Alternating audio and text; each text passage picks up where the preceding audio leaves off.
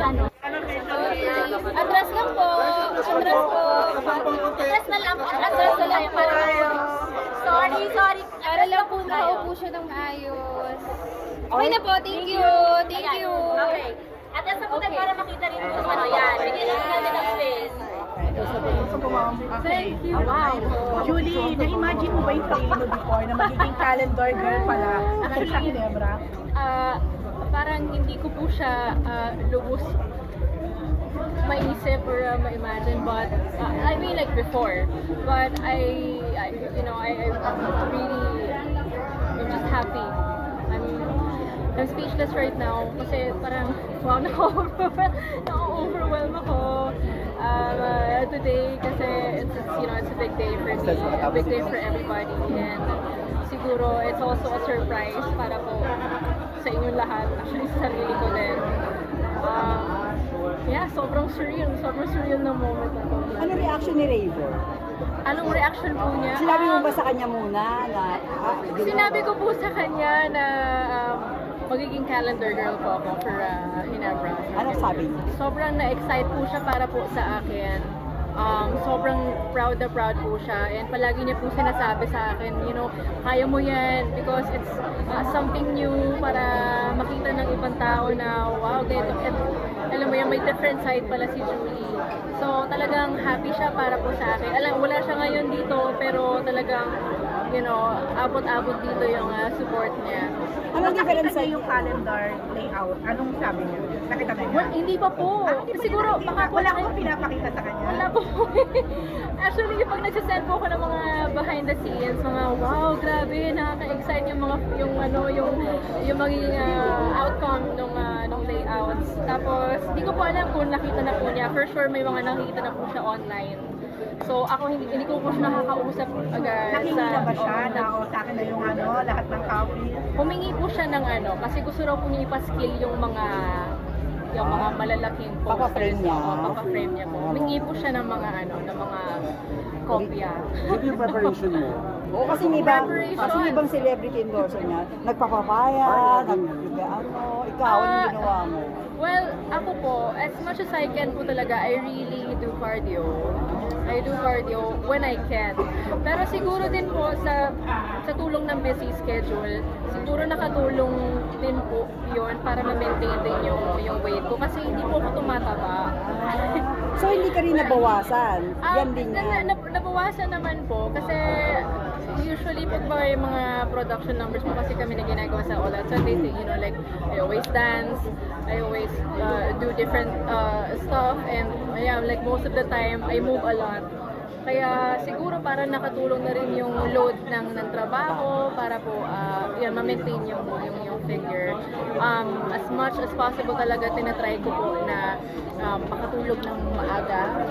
Optimal yung 8 hours of sleep.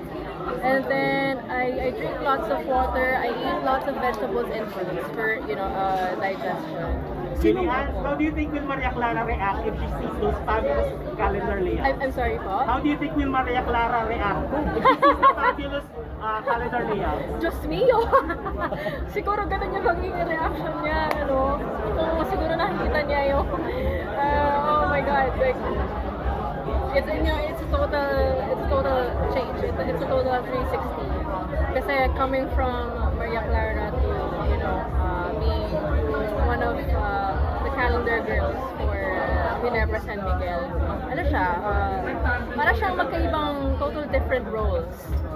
So, ako naman, as an artist, I really like to, portray different roles. I like to do different things. I like to, innovate. I like to, parang improve myself when it comes to my craft. So, I really, want to, parang mas hasain pa kung ano pa yung makakapapabuti pa sa craft ko. And yeah, siguro in my own little way as a calendar girl, I would be able to, reach out to different people as well, and somehow change their lives. Sa mga past calendar girls, kanino ka pinaka na-inspire o na-inspire? Lalayo pa ba ako? Siyempre kay Ate Marian. Since twice siya nag-calendar girl. So sabi ko, wow, grabe nakita ko kasi yung ano eh, yung mga layouts and yung mga pictures before eh. So talagang, you know, like, grabe, yung through the years, parang walang nagbago. Like, walang nagbago. I mean, like, she's still Marian Rivera. And I've always, you know, I've always loved her. And talagang I've always looked up to her talaga ever since nag-start siya. Tapos, actually, nakaka-proud nga eh kasi, you know, coming from the recent success of, you know, Balota, talagang mas marami siyang na-inspire ng mga tao, especially yung mga teachers and yung mga estudyante. Talagang nakaka-proud. And, ayun, going back dun sa pagiging isang calendar girl, ayun, katulad nga na sinabi ko, I want to reach out then.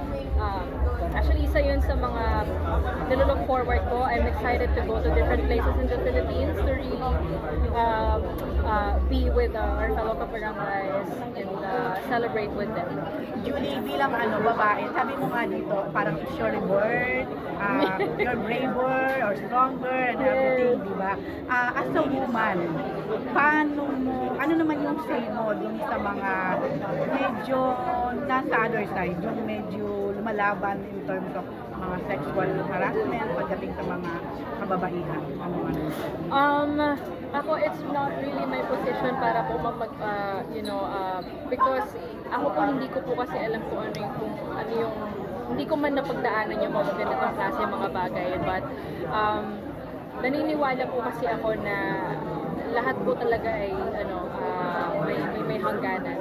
And wala pong ibibigay si Lord or ang Panginoon na mga pagsubok sa buhay natin na hindi natin kayang lampasan. And of course, with the support of our families, with the support of our loved ones, and don't be afraid to seek for help. Because seeking for help, it doesn't mean weakness.